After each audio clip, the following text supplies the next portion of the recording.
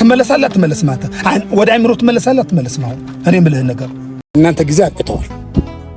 እናንተ ጊዜ እናንተ ምንም ያመጣችሁት ፋይዳ የለም።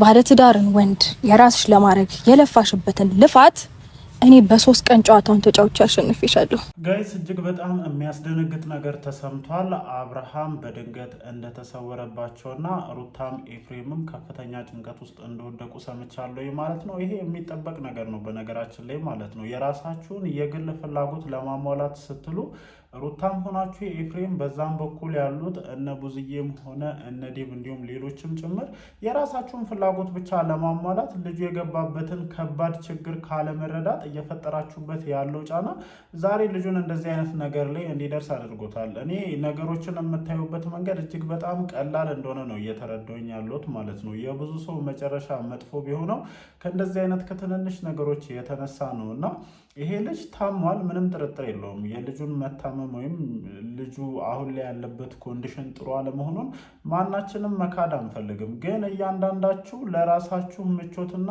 የራሳችሁን ፍላጎት ለማስፈጸም ነው የልጁን እንደዚህ መሆን እየተጠቀማችሁበት ያሉት።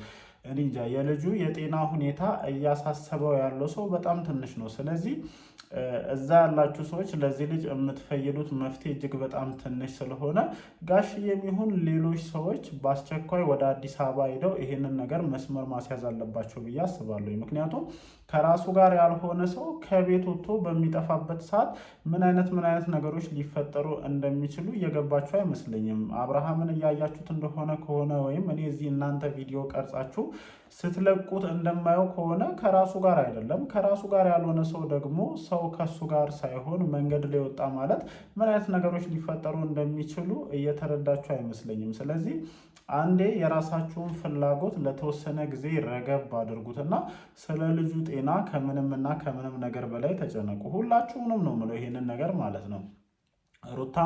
ሩታም ሆንሽ ኤፍሬምም ሆንክ በዛ በኩልም እነ ቡዝዬም ሆነ ሌሎቹም እነ ዳኒም ጭምር ማለት ነው። እኔ የነ ዳኒ እንኳን መገለባበጥና የራስን ጥቅም ማሟላት አድርጌ ነው ነገሮችን የምመለከትባቸው። ምክንያቱም ሲላቸው ከዚህኛው ወገን ይሆናሉ፣ ሲላቸው ከዛኛው ወገን ይሆናሉ።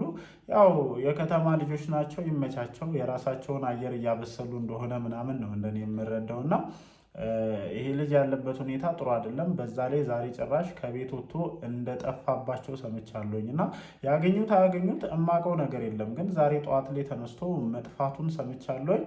እየፈጠራችሁበት ያለው ስትረስ እየመጣችሁ የራሳችሁን የግል ፍላጎት ለማስፈጸም የምታደርጉበት ጫና ልጁን ለዚህ ነገር እንደዳረገው ነው እንደኔ የማስበው ማለት ነው። ሌሎቻችሁም ብትሆኑ አብርሃምን እኮ ወደ ሕክምና ተቋም መውሰድ በጣም ቀላል ነገር ነው በነገራችን ላይ ማለት ነው።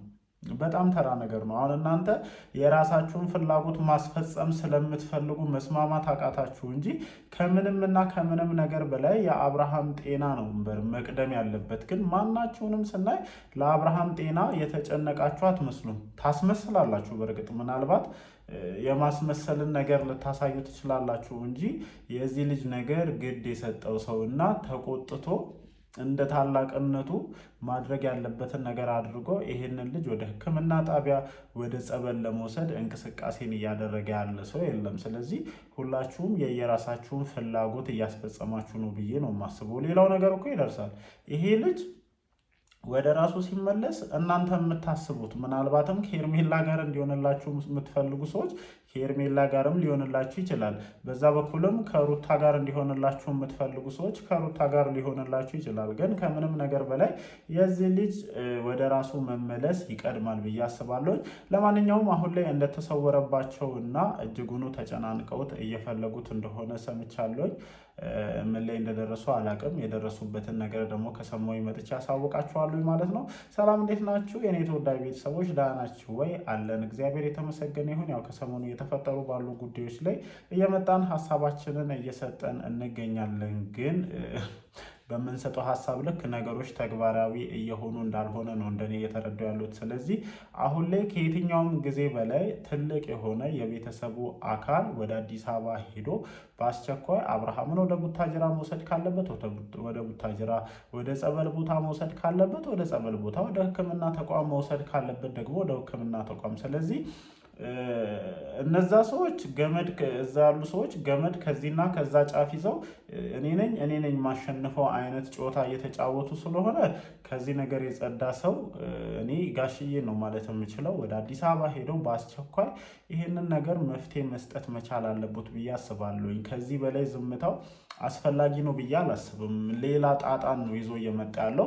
ከዚህ የባሰም ጣጣ ደግሞ እንደኔ ይኖራል ብዬ አላስብም። እስኪ ከዚህ የባሰ ምን አይነት ጣጣ ሊኖር ይችላል? አንድ ሰው ራሱን መቆጣጠር በማይችልበት ደረጃ፣ የራሱን ፍላጎት ማስፈጸም በማይችልበት ደረጃ ልክ ፈረስ ላይ ማህያ ሌሉ ጋም ተገብቶ ከዚህና ከዛ እንደሚሳብ ማንም ሰው እየመጣ እንደፈለገ እስከሚያደርገው ደረጃ ድረስ የደረሰን ሰው ከዳር ዝም ብሎ ቆሞ መመልከት ለኔ አስፈላጊ ነው ብዬ አላስብም። ከዛ ውጪ ሩታም ሆናችሁ ሄርሜላ የራሳችሁ ፍላጎት ይደርሳል። በቃ መታወቅ ያለበት ነገር ማለት ነው። የልጁ ጤና ቅድሚያ ሊሰጠው ይገባል ብዬ አስባለሁ። ስለዚህ በዚህ ሰዓት እንደዚህ ነው እያላችሁ ሌላ ጦስ አታምጡ። ልጁንም መረጋጋት ከልከላችሁ በዚህ ልክ ራሱን ስትረስ ውስጥ ከቶ ከቤት እስከ መውጣት ድረስ የደረሰው የእናንተ እንደዚህ የግል ፍላጎታችሁን ለማስፈጸም የምትሄዱበት ርቀት ነው። ከዛ ውጭ ብዙ ነገሮች የተወሩ ነው። እኛም ከሰሞኑ በብዛት ሀሳባችንን እየሰጠን ነው። እናንተም እኛ የሰጠነውን ሀሳብ ወይም እኔ የሰጠሁትን ሀሳብ ከተመለከታችሁ በኋላ ብዙዎቻችሁ ኮመንት ላይም አንዳንዶችም በውስጥ መስመር ሀሳባችሁን እየሰጣችሁኝ እንደሆነ ተመልክቻለሁኝ እና ያው ሪል ቦታው ላይ ሆነን እንዲህ ነው የሚባለውን ነገር እስካሁን ድረስ ሁላችንም አናውቅም። ከምናየውና ከምንሰማው ነው። በስፋት ደግሞ ለሱ ቅርብ ከሆኑ ሰዎች እየሰማሁኝ ይገኛለሁኝ እና አለ አይደለ ድራማ ነው ወይም አብርሃም ድራማ እየሰራ ነው የሚለውን ነገር ብዙም ልቀበለው እንዳልቻልኩት ትላንትና በሰራሁት ቪዲዮ ላይ ተናግሬያለሁ። ምክንያቱም ከሄርሜላ ጋር የነበረበት ኮንዲሽን ጥሩ ነበረ። በአንድ ጊዜ ደግሞ ማለት ነው ቢያንስ እኔ ከሆነ ሰው ጋር መለየት ስፈልግ የሆነ ሪዝን ወይም የሆነ ምክንያት ሊኖረኝ ይገባል ብዬ አስባለሁ። ዝም ብዬ ከመሬት ተነስቼ በአንድ ጊዜ ተቀይሬ እንደዚህ ሊሆን ይችላል ብዬ አላስብም። በዛኛውም ወገን ደግሞ ኤፍሬም ጨክኖ ልጁን እንደዚህ መተት ውስጥና በዚህ ልክ ራሱን እስኪስት ድረስ የሚጎዳ ነገር ውስጥ ይከተዋል ብዬ አሁንም ጭራሽ መቀበል አልፈለግኩም። ግን አንድ የምጠራጠረው ነገር ምንድን ነው? ከሰሞኑ ሀብሉ ላይ ትኩረት መደረጉና ሰዓቱ ላይ ትኩረት መደረጉን አውቀው አቅጣጫ ለማስቀየር ሙከራ እያደረጉ ስለሆነ ምናልባትም ሴጣን አሳስቷቸውም ወይም በሰው ግፊትም እንደዚህ አይነት ነገር ውስጥ ገብተው ከሆነ በአስቸኳይ ነገሮችን ማስተካከል አለባቸው ብዬ አስባለሁ። ምክንያቱም ይሄ ቀላልና ተራ ነገር አይደለም። በጣም ብዙ ነገሮችን ሊያጠፋ የሚችል ነገር፣ ሁላችሁንም ጸጸት ውስጥ ሊከታችሁ የሚችል ነገር ስለሆነ እባካችሁ በእልህ የምታደርጉትን ነገር አንደኛውን ወገን አሸንፋለሁ ብላችሁ የምትሄዱበትን መንገድ ሙሉ በሙሉ ማቆም አለባችሁ ብዬ አስባለሁ። ከዛ ውጪ አሁን ላይ የተለቀቀ ቪዲዮ ነበረ። ይህንን ቪዲዮ ለመስራት ከማለቴ በፊት የተለቀቀ ቪዲዮ ነበረ። ከአብርሃም ጋር የነበራትን ግንኙነት እንድታቆምና ከዚህ በኋላ ስለ አብርሃም ማሰብ እንድታቆም የሄርሜላ ፋሚሊዎች ጠንከር ያለ ማስጠንቀቂያን እንደሰጧት ለማየት ችያለሁ። ምን ነው ዘገያችሁ?